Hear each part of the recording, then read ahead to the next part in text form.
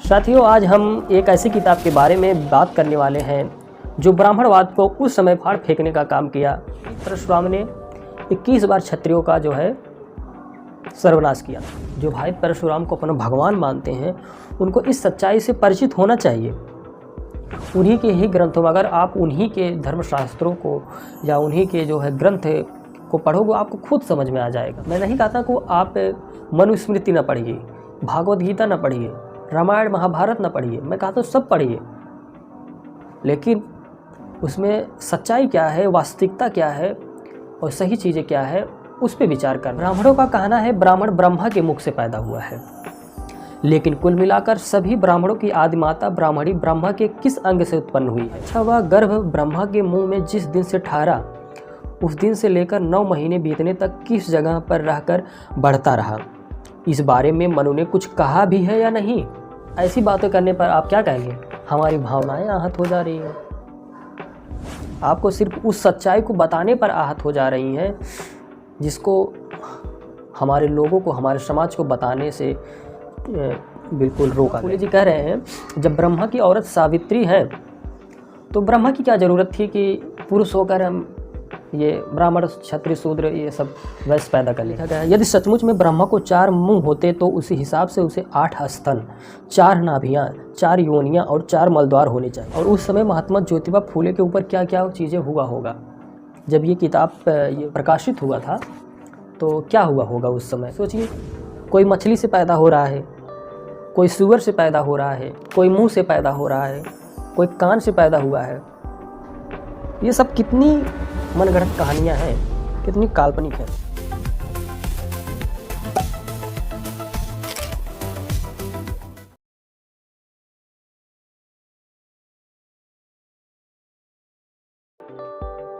Hello दोस्तों, नमस्कार।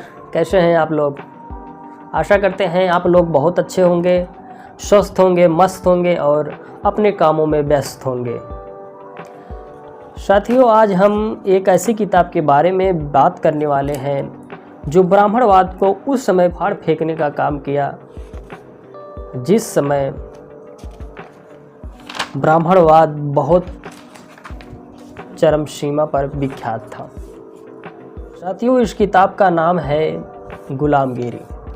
आप लोग इस किताब के बारे में ज़रूर सुने होंगे, ज़रूर पढ़े होंगे। जैसा कि आप सब जानते हैं कि यह किताब महात्मा ज्योतिबा राव फूले द्वारा लिखित है और ये किताब 1873 ईस्वी में लिखा गया था। लेकिन ये किताब आज भी उतनी ही चर्चा में है और मैं इस किताब के कुछ पहलुओं को पढ़कर आप लोगों को बीच में बताऊंगा। ये किताब तो वैसे पूरा मिलाकर 16 परिच्छेद इसमें दिए गए हैं, जिसमें पूरे परिच्छेदों के बारे में एक छोटी सी वीडियो में बात कर पाना मुश्किल है। लेकिन इसमें जो महत्वपूर्ण विचार महात्मा ज्योतिबा फूले दिए हैं, मैं उन विचारों पर ज़रूर बात करूंगा और आप लोगों से आज इस वीडियो में साझा करूंगा। साथियों, किताब जो है समाज शैली में लिखा गया है, जिसमें ज्योतिराव, जिसे महात्मा ज्योतिबा राव फूले कहते हैं, उनके और धोंडी राव के बीच में है। साथियों, धोंडी राव वही आदमी है, वही शख्स हैं जिसे महात्मा ज्योतिबा राव को फूले को मारने के लिए ब्राह्मणों द्वारा भेजा गया था। जी हाँ साथियों, ब्राह्मणों के द्वारा महात्मा फूले को हत्या करने के लिए इनको भेजा गया था। लेकिन आगे चलकर वो उन्हीं के एक अनुयायी बन जाते हैं, उन्हीं के एक जो है फॉलोअर्स बन जाते हैं।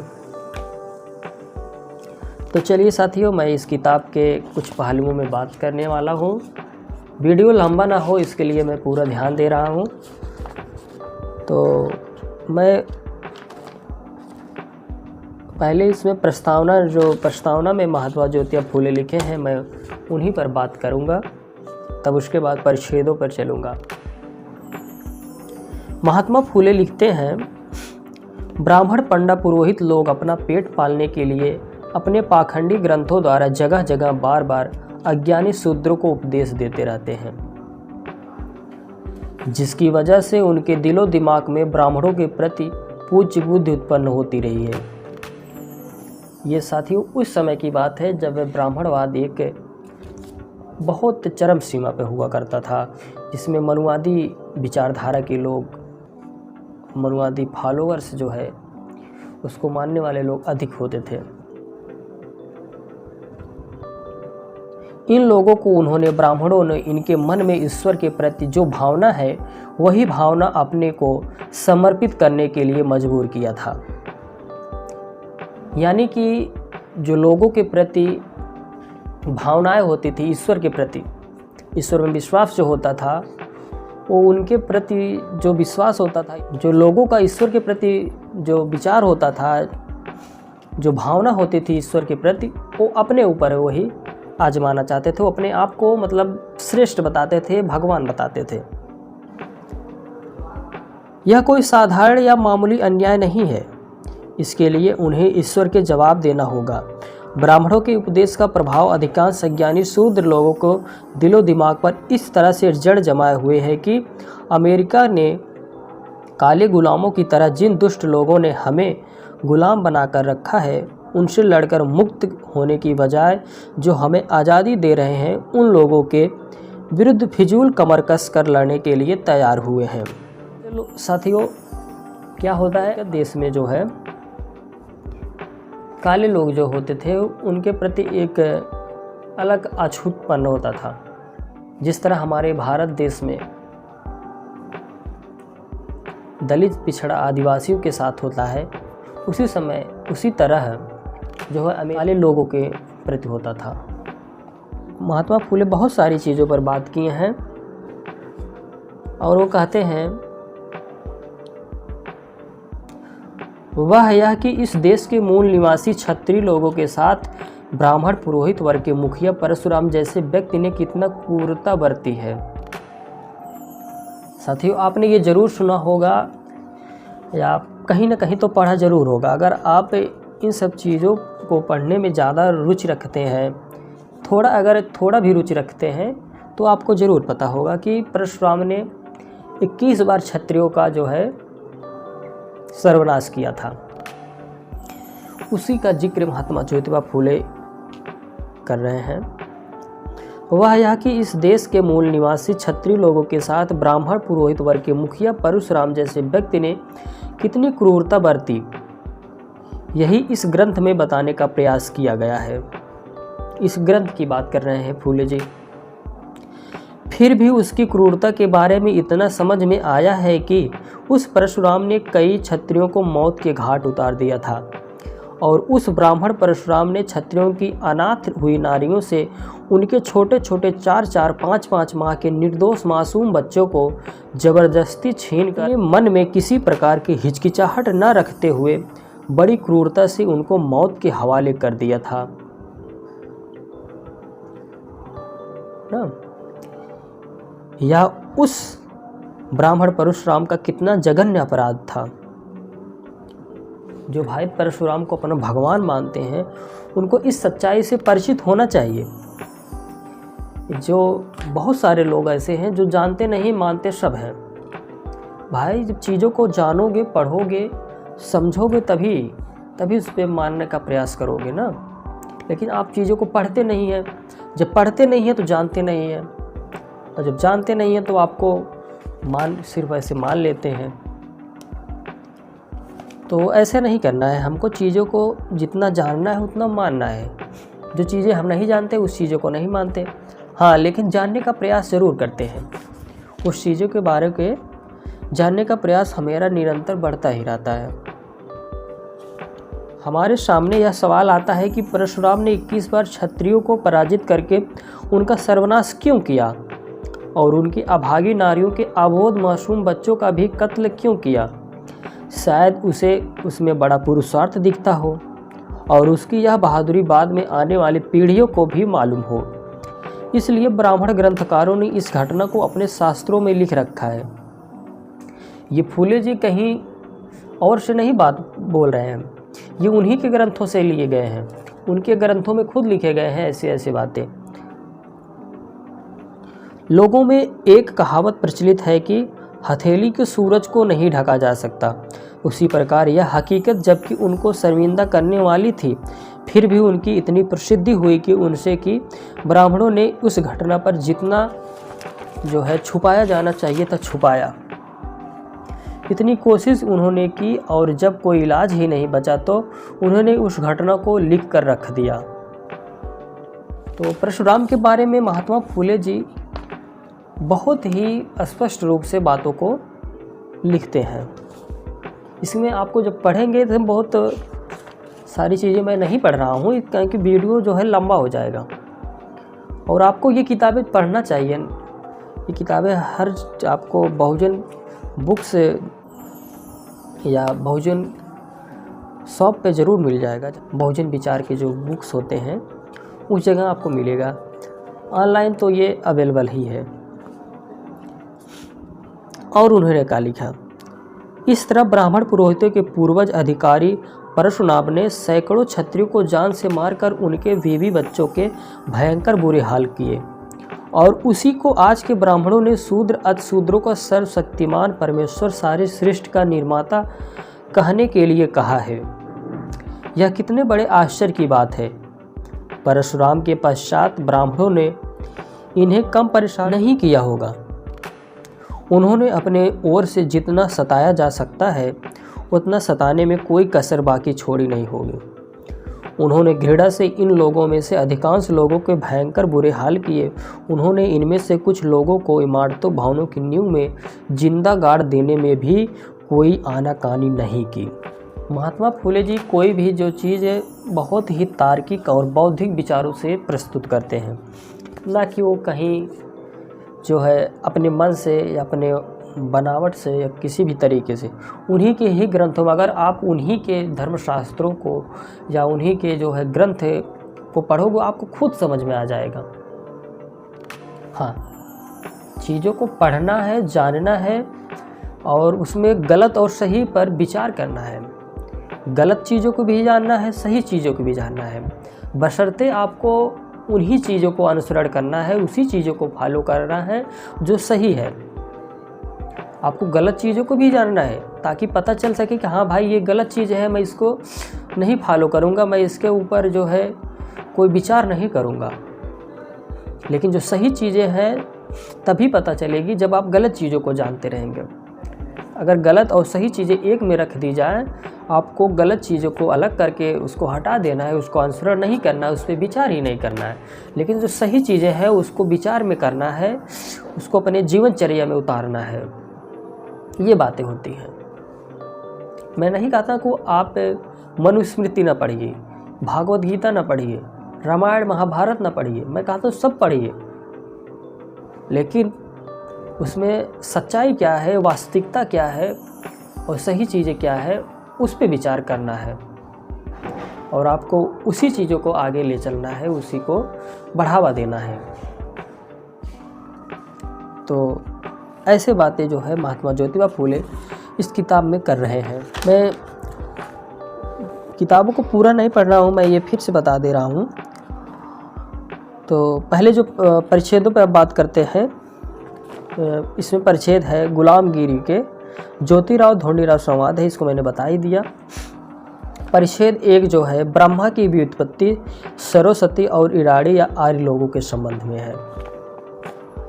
अब आप देखेंगे कि महात्मा ज्योतिबा राव फूले जी ने ब्रह्मा के बारे में कैसे तार्किक बौद्धिक विचारों को अपने इस पुस्तक में समेटा है, उस पर हम विचार करेंगे। ध्यान रहे कि मैं अपने तरफ से कोई चीज़ें नहीं कह रहा हूँ।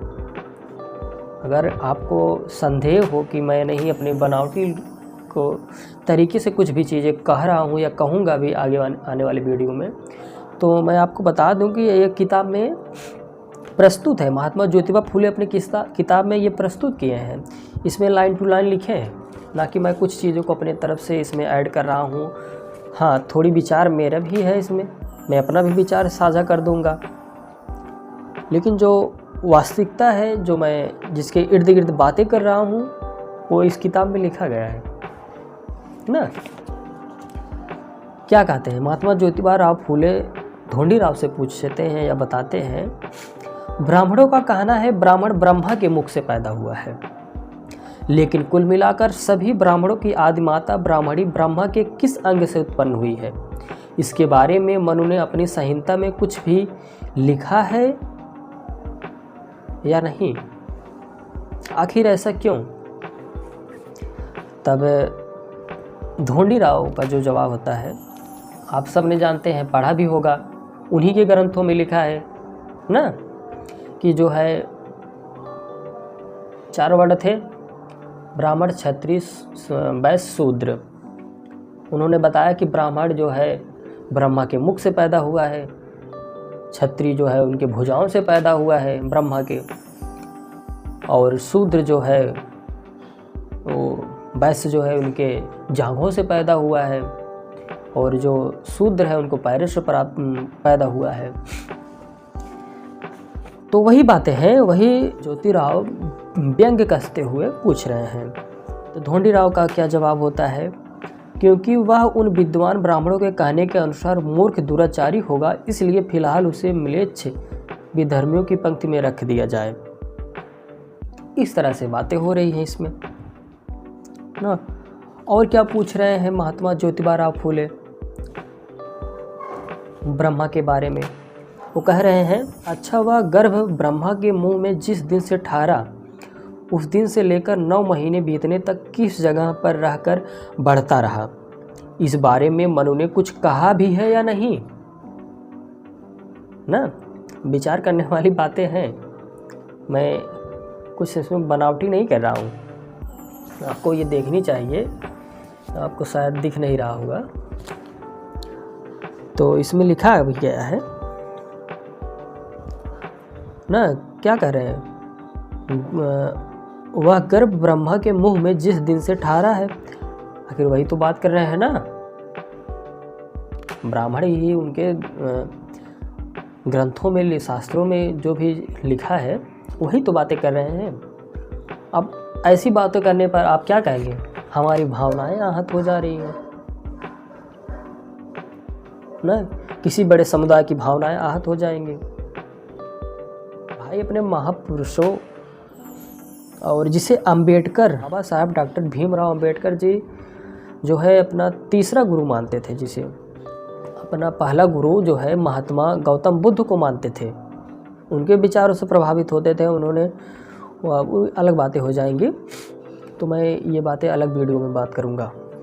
लेकिन जो पहला गुरु है महात्मा गौतम बुद्ध को अंबेडकर जी मानते थे, और दूसरा गुरु जो है संत कबीरदास जी को मानते थे, और तीसरा गुरु जो है ज्योतिबा राव फूले को मानते थे। अगर उनके विचारों को अगर हम ना बताएं, ना पढ़ें, उनके सपनों को ना आगे बताया जाए, तो हमारी भावनाएं नहीं तो आहत होंगी।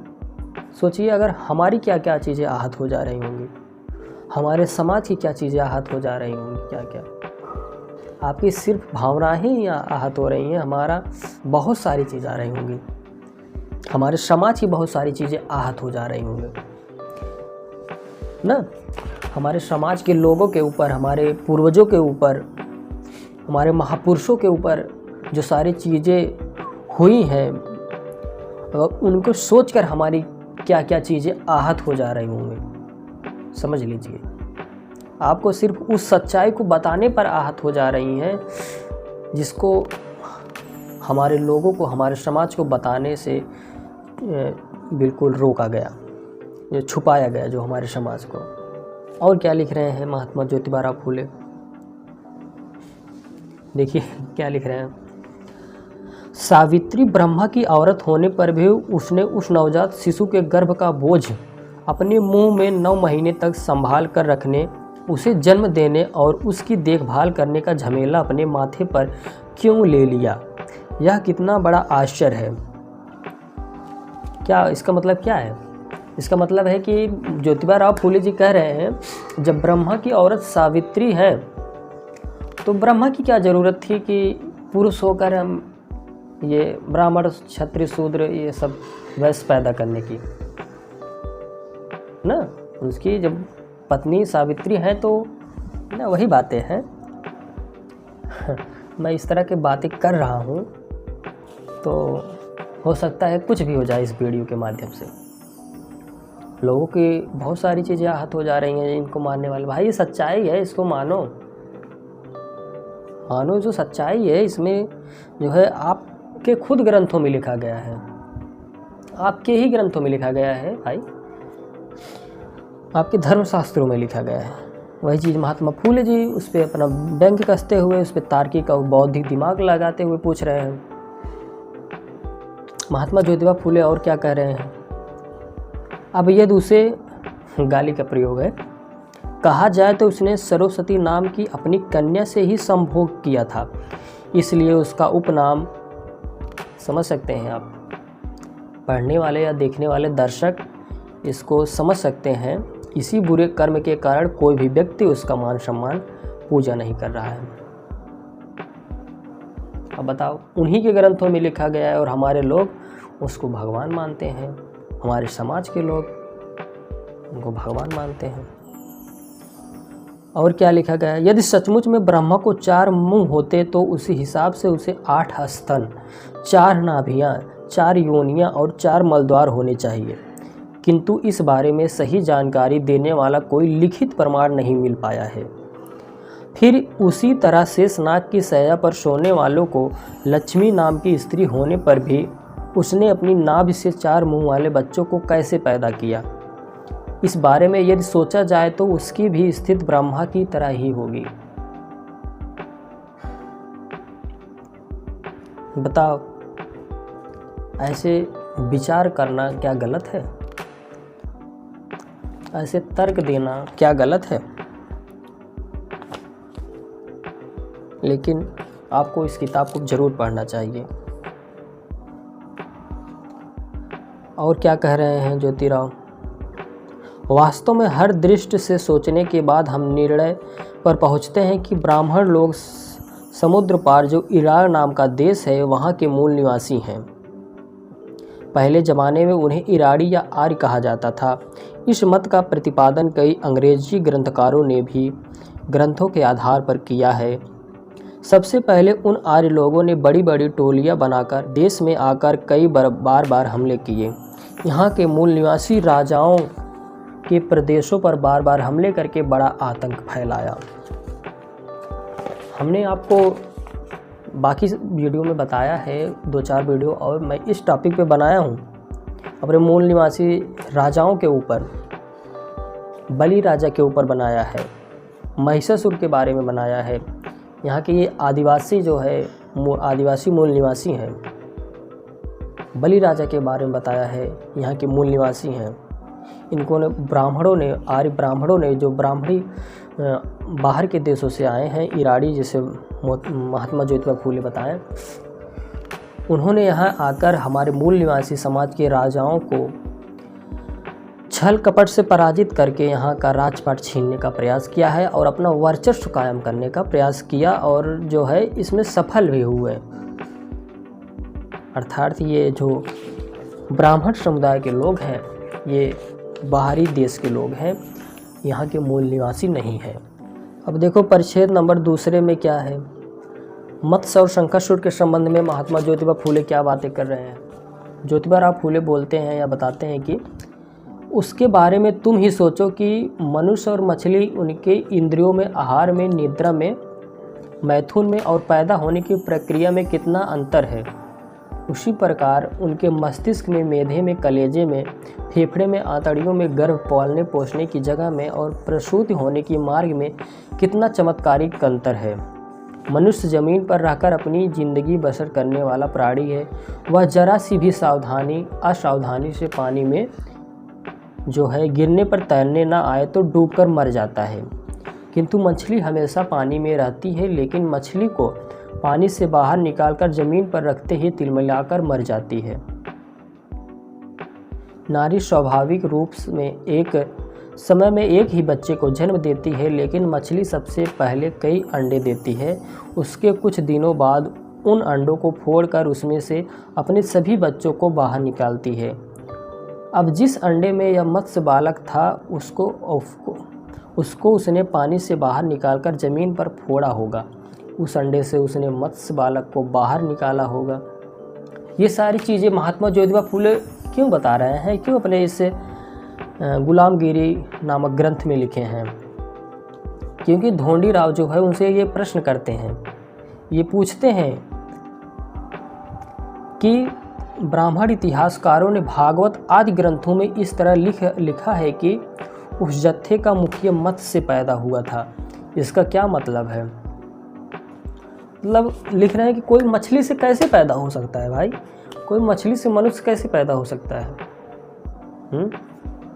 ये सोचने वाली बातें हैं, समझने वाली बातें हैं, तर्क करने वाली बातें हैं। और महात्मा ज्योतिबा फूले ने बिल्कुल वैसा ही किया है। और उस समय महात्मा ज्योतिबा फूले के ऊपर क्या क्या चीज़ें हुआ होगा, जब ये किताब ये प्रकाशित हुआ था तो क्या हुआ होगा उस समय। और आज भी इस किताब को, अभी एक फूले नाम की फिल्म आई थी ना, उसमें सच्चाई दिखाने पर उस पर बैन लगा दिया गया, तो उसकी सीन जो है उसमें कटा दिया गया, इससे सीन को फिल्म से हटवा दिया गया। क्यों भाई? क्या चीज़ें गलत थी उसमें? अब भाई आपको सीन से, उस सीन से आपकी भावनाएं आहत हो जा रही हैं, आपको उस सीन बर्दाश्त नहीं हो रहा है, तो हमारे समाज, हमारे पूर्वजों, हमारे पिछड़े दलित आदिवासी समाज पर हुए इस अत्याचार को सहन करने वाला जो संतान है आज का, इस नवयुवक समाज जो है, उसकी क्या क्या चीज़ें आहत हो रही हैं, क्या क्या उसके दिल दिमाग विचार में चीज़ें चल रही हों। लेकिन हाँ, वो संवैधानिक रूप से है, संवैधानिक रूप से चल रहा है। तो इस तरह की बातें हैं। तो वीडियो काफ़ी लंबा हो चुका है। मैं चाहता हूँ कि वीडियो को ज़्यादा देर तक न रखूं, क्योंकि अपलोड करने में प्रॉब्लम हो सकती है। तो एक आखिरी और परिच्छेद नंबर 4, एक आखिरी पॉइंट पे बात करेंगे, बस इस वीडियो को समाप्त करेंगे। इसके आगे बहुत सारे भी परिच्छेद हैं, अभी 4 ही परिच्छेदों पर मैं मुख्य रूप से बात कर पाया हूँ, अभी बाकी बहुत सारे परिच्छेद हैं, तो उस पर भी वीडियो आ जाएगा, जल्द ही मैं इसको शूट करके डाल दूँगा। और बता दूँ कि मैं इस पुस्तक का जो है ऑडियो चैनल पे प्लेलिस्ट डाला हुआ है, सामाजिक न्याय की पाठशाला नाम से। आपकी अगर किताब को नहीं पढ़ना समय नहीं है, मतलब आपके पास पढ़ने की समय नहीं है, पढ़ने में प्रॉब्लम होती है, तो ऑडियो बुक है, आप वहाँ से सुन सकते हैं, हमारे चैनल पे पड़ा हुआ है, देख सकते हैं। उसमें आपको ये लाइन टू लाइन लिखा मिलेगा और आवाज़ मिलेगा, उसमें हमारा ही आवाज़ है, बगल में हम आपको पढ़ के आपको बताते हैं, हर एक लाइन टू लाइन है इसमें। तो ये लास्ट वाली जो परिच्छेद नंबर 4 की बातें हैं, इसको समझकर वीडियो को समाप्त करते हैं। ढोंडी राव जो है महात्मा ज्योतिबा फूले से पूछते हैं, भागवत आदि इतिहासकारों ने यह लिख रखा है कि वराह की पैदाइश सुअर से हुई है, उसमें आपकी क्या मान्यता है? इस तरह जो प्रश्न किए हैं ये ढोंडी राव महात्मा ज्योतिबा फूले से कर रहे हैं, क्योंकि आपने वराह अवतार तो सुना ही। वराह अवतार मतलब सुअर से पैदाइश ना, इसमें क्या पूछे हैं? भागवत आदि इतिहासकारों ने ये लिख रखा है कि वराह की पैदाइश सुअर से हुई है। सोचिए, कोई मछली से पैदा हो रहा है, कोई सुअर से पैदा हो रहा है, कोई मुंह से पैदा हो रहा है, कोई कान से पैदा हुआ है। ये सब कितनी मनगढ़ंत कहानियां हैं, कितनी काल्पनिक हैं। ये क्या वास्तव में ये स्वाभाविक है या 1% संभावना है? दुनिया के विश्व का कोई भी साइंटिस्ट इस चीज़ को प्रूव करके या वैसे भी बता दे कि हाँ ये संभव है, आज तक नहीं कर पाया है। बताइए। तो चलिए मैं आपको बताता हूँ। वास्तव में सही बात यह है कि मनुष्य और सुअर में किसी भी दृष्टि से चमत्कारिक भिन्नता है। अपनी बात को अधिक स्पष्ट करने के लिए और तुम्हारा पूरा समाधान हो, इसलिए उदाहरण के तौर पर सिर्फ एक ही बात कहना चाहता हूँ कि महात्मा फूले जी कह रहे हैं ढोंडी राव से, वे अपने बच्चों को पैदा करने के बाद उनके किस तरह का व्यवहार करते हैं, यही सिर्फ हमें देखना है। मनुष्य जात की नारी अपने बच्चों को पैदा करते ही वह उस बच्चे को किसी भी तरह का कष्ट नहीं होने देती। बिल्कुल सही बात। उसी बड़े प्यार से पालती पोसती है, लेकिन सुअरी कुतिया की तरह अपने पैदा किए पहले बच्चों को एकदम खा लेती है। उसके बाद दूसरे बच्चे को पैदा करती है। इससे यह सिद्ध होता है कि वराह की सुअरी माता ने सबसे पहले अपने सुअर जात के बच्चों को खाकर बाद में उस मानव सुअर को पैदा किया होगा। किंतु भागवत आदि ग्रंथकारों के अनुसार वराह आदि नारायण का अवतार है, तो उसकी सर्वज्ञता और समान दृष्टि को दाग लगा या नहीं? क्योंकि वराह आदि नारायण का अवतार होने की वजह से उसको पैदा करने वाले सुअरी को उसके बड़े सुअर भाई को मारकर नहीं खाना चाहिए था ना। ये बहुत तार्किक बातें हैं। उसने इसके पहले से ही कुछ बंदोबस्त क्यों नहीं करके रखा था? हाय पद्मासुअरी, वराह आदि नारायण की माँ ही तो है ना, और उसने इस तरह से अपने नन्हे। तो चलिए साथियों, आज की वीडियो में बस इतना ही। मिलते हैं किसी अगले वीडियो में, क्योंकि साथियों इस वीडियो की जो लेंथ है काफ़ी हो चुकी है और वीडियो काफ़ी लंबे होने की वजह से अपलोड करने में प्रॉब्लम हो सकती है। तो इसलिए वीडियो को यहीं समाप्त करते हैं और अगले परिच्छेदों को हम किसी अगले वीडियो में बात करेंगे। तो चलिए दोस्तों, बहुत बहुत धन्यवाद। आपने वीडियो को पूरा देखा लास्ट तक।